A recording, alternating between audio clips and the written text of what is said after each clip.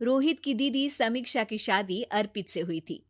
रोहित 20 साल का था, जो कि अपना पूरा दिन मोबाइल पर ही निकालता था। कभी पबजी खेलता तो कभी यूट्यूब चलाता। एक दिन अर्पित और समीक्षा समीक्षा के मम्मी पापा से मिलने आते हैं और देखते हैं कि रोहित मोबाइल से हटने को तैयार ही नहीं है। अरे रोहित, तुम्हारी तो आईआईटी की परीक्षा है ना? तुम तैयारी नहीं कर रहे हो परीक्षा की? वो सब तो मोबाइल पर ही हो जाएगा। ये देखिए, ये है गूगल। इससे जो भी पूछो वो सब बता देता है। तो आखिर कागज क्यों बर्बाद करूं? अरे पर तुम इन प्रश्नों की तैयारी बिना लिखोगे कैसे? उसमें क्या है, ये देखिए नोटपैड, बिल्कुल कॉपी जैसा है, इसी पर कर लूंगा। हम जब तुम्हारी उम्र के थे तब हम दोस्त मिलकर प्रश्न हल किया करते थे। उससे हमारी हैंडराइटिंग की भी प्रैक्टिस हो जाती थी और समय का भी अंदाजा लग जाता था। और फिर साथ में हम एक दूसरे की मदद भी कर देते थे अगर कोई अटक जाए तो। आपका जमाना अलग था जीजा जी। अभी जमाना फास्ट और स्मार्ट हो गया है। जमाना क्या, अब तो फोन भी स्मार्ट हो गया है। समय के साथ बदलना पड़ता है जीजा जी। अब बस भी कीजिए आप, हर चीज को लेक्चर में बदल देते हैं। रोहित अच्छा कर लेता है परीक्षा में।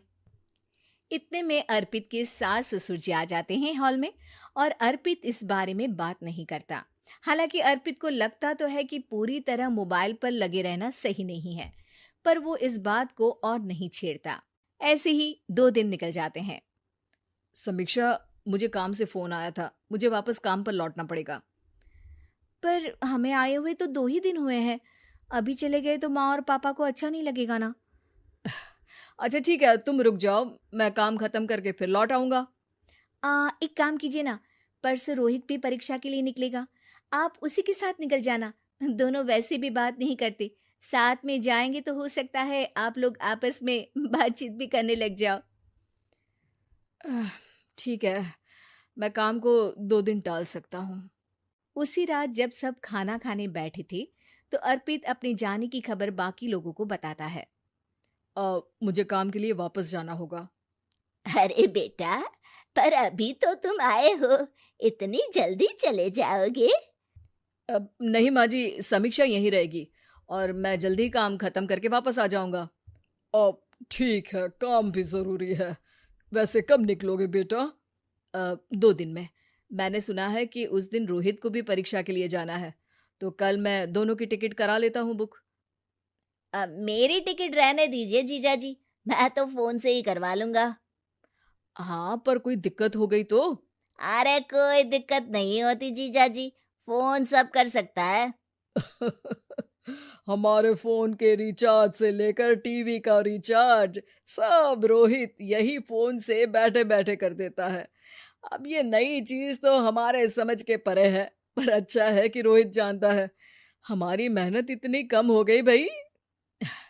हाँ, पर अगर टिकट नहीं मिली तो? अर्पित की बात पूरी होने से पहले ही बिजली चली जाती है। अरे ये क्या हो गया, आपने बिजली का बिल भर तो दिया था ना? अरे नहीं, मैं तो भूल गया था। अरे टेंशन मत लो माँ। देखा जीजा जी, आप बिजली का बिल भी भर सकते हो, समय बदल गया है। एक बार फिर अर्पित इस बात पर बहस नहीं करता। अगले दिन जाकर अपनी टिकट करवाता है और पैकिंग कर रहा होता है, जब शाम को अचानक से रोहित के चिल्लाने की आवाज आती है। नहीं, प्लीज प्लीज हो जा, ऐसा मत कर यार, प्लीज हो जा। अरे क्या हो गया रोहित? दीदी, सर्वर हैंग हो गया, मेरे टिकट मेरी टिकट नहीं हो पाई दीदी। क्या मतलब टिकट नहीं हो पाई? इतने में वहां रोहित के मम्मी और पापा भी आ जाते हैं। अरे क्या हो गया? माँ, मेरा टिकट नहीं हो पाया, सर्वर डाउन हो गया। अरे पर तूने तो बोला था कि हो जाएगा। हो जाता है, पर अब क्या करूं, ये क्या हो गया? अब कल की तो कोई बस भी नहीं है, ना ही अब टिकट मिलेगी ट्रेन की कल के लिए। मुझे तो कोई रास्ता नहीं दिख रहा। अब फिर लगता है मेरा ये साल बर्बाद हो जाएगा। घर पर एकदम से दुख का माहौल छा जाता है और सब रोहित को डांटते हैं, पर इतने में अर्पित वहां आ जाता है। आप सब रोहित को क्यों डांट रहे हैं? आपने ही तो उसे बढ़ावा दिया था ना। लेकिन इसकी लापरवाही के कारण इसकी परीक्षा छूट जाएगी। इसने तो हमसे कहा था कि टिकट हो जाएंगे। हे भगवान, अब क्या होगा? चिंता करने की कोई बात नहीं है।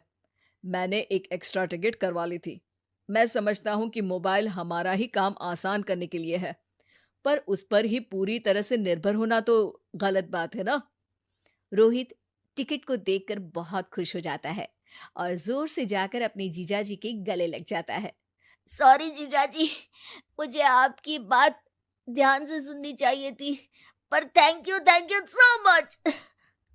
हाँ बेटा, तुमने तो इसका भविष्य बचा लिया।